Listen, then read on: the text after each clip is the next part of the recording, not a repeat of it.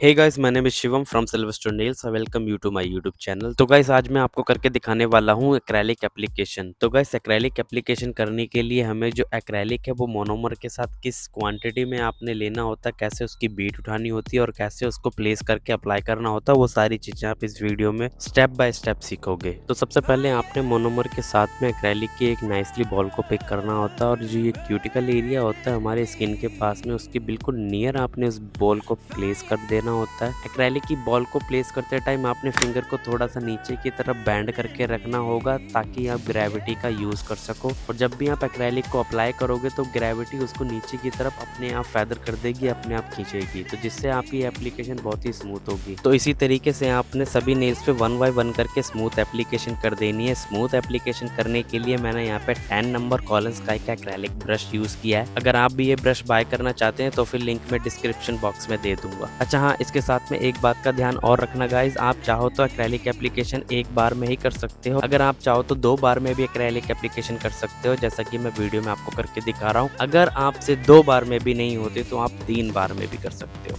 It's all up to you. तो चलो guys, सभी नेल्स पे एप्लीकेशन अच्छे तरीके से कर लेते हैं।